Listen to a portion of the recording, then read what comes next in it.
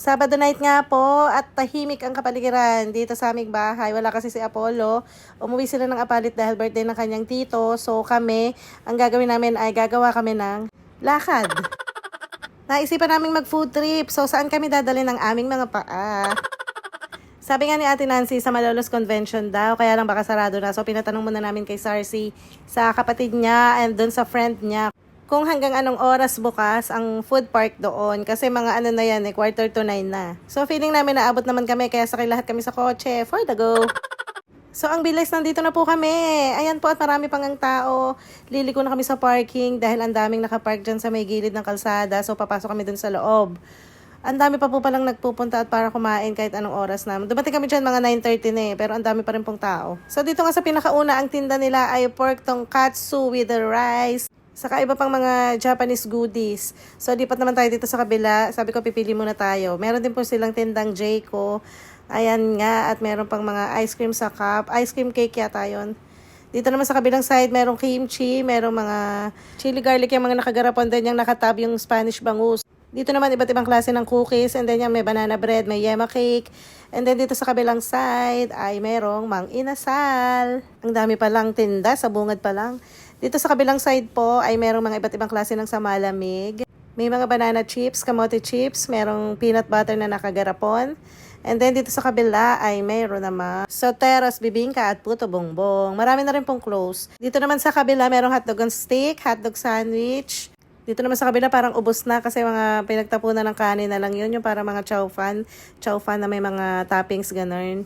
Tapos dito naman sa kabila ay may mga milk tea, may coffee. Pero dito sa next na pinuntahan namin, dito na kami nahinto. Nakita nila yung baked sushi. Nakita din ng anak ko yung onigiri. Yun, yung may pa-triangle na tinuro ni ate. Ano siya, nakabalot siya ng, yung rice nakabalot ng seaweed. Tapos meron siyang spicy tuna sa loob. Parang nakapalaman yung spicy tuna sa rice. Yun, kakagatin na lang siya, parang nakasandwich ang style ng pagkakabalot niya. Ang binili namin dyan, 4 na baked sushi, saka 4 na onigiri. Dito naman sa kabila niya, sa tagiliran niya, nakita ko tong parang pancake. Yung pala, ano siya, Japanese cake ang tawag. Ang palaman niya, yema and chocolate. So, ang binili ko, 3 yema and 3 chocolate, worth 100 pesos lahat. Meron nga pala mga dine-in table dyan, pwede ka dyan kumain. Pero hindi kami dyan kumain kasi baka mapagsaraduhan kami ng iba, hindi namin makita kung ano yung mga tinda pa dun sa gawing dulo, kaya take out lang lahat. Dito naman sa kabilang side, ayan po ang paborito ko, kaya lang di kami umabot. Ubos na, last batch na daw yan. Tahong na may cheese and chili garlic sa ibabaw, iihaw. Better luck next time daw. Paglipat naman namin dito sa kabilang side, ay na-amaze ako sa mga machong nakatayo sa stick. Kala namin kung ano, yung palapalaka na minarinate and then i-deep fry mo pag order ka. Kaya naman napa-order ako ng 4. Saka 1 stick na 1 day old na pugo. Palaka po, palaka. Palaka po.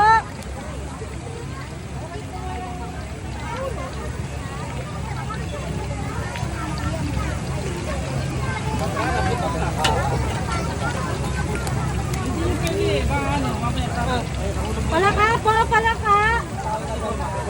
Palaka po, palaka.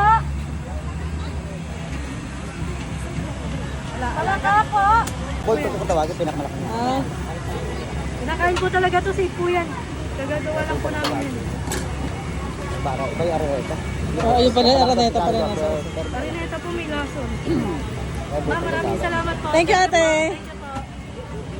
Paglipat naman namin sa kabilang side, merong mga putok-batok na liempo at chicharong bulaklak na may rice. Yan yung magiging ulam, yung topping sa ibabaw. So, nilagpasan namin kasi nakakain naman na kami ng rice. Ayan, dito ako nahinto sa pusit. Umorder ako ng 1 pusit at saka 3 steak ng kebab. Dito naman sa kabilang side, ayan, ang daming milk teahan. Ang dami ring bilihan ng inihaw, iba't ibang klase ng inihaw. Dito naman sa Cafe Calle, dito kami tinuro, ni-refer ni Carlos, yung friend nila Sarcy. Bumili kami ng 2 ice latte at 2 caramel macchiato. Habang inintay nga namin i-prepare yan, lumipat muna kami dito sa tindahan ni Carlos. Siya po pala yung may-ari ng 3D's Shawarma na palagi niyong makikita sa mga food park dito sa Bulacan. Nagkalat po ang kanyang cart. Masarap naman po kasi talaga. Sa halagang 90 pesos, may 2 ka ng shawarma. Wow. Kung regular size lang, and then 110 naman po kung large. Kaya ano pa hinihintay nyo? Bili na! Hindi na nga kami nakarating dun sa mga dulong pwesto kasi ang dami na pong nagsasara. Saka nakakadami na rin po ako ng gastos. Nung binalikan nga namin yung milk tea, sabi ko tara nakako dun sa may park dun sa harap para makapagpahinga sila kay Rix kasi sobrang mausok dyan kanina. At syempre hindi papayagan lola mo na hindi ko maisayaw dyan ang pajama ko.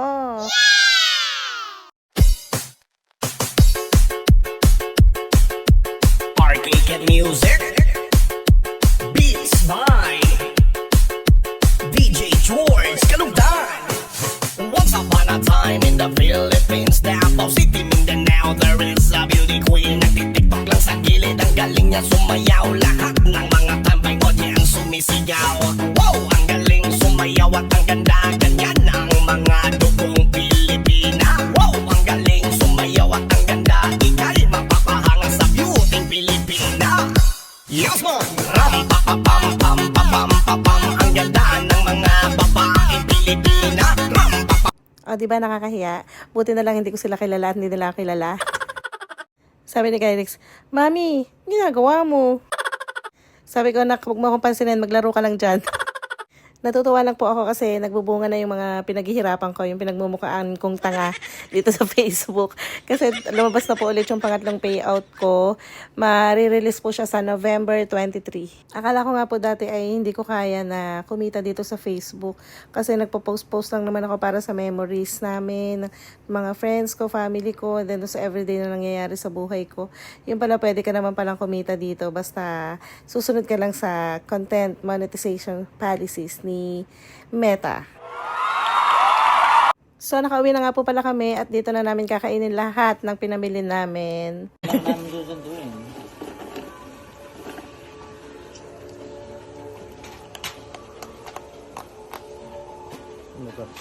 ko dito yun. Walang makakuha, pinubo na. Pinahin ko na isang protein. Nagalit ang teacher. Walang yan daw, per kilo? Saan yun? Sa grocery? Datang pala ka akin.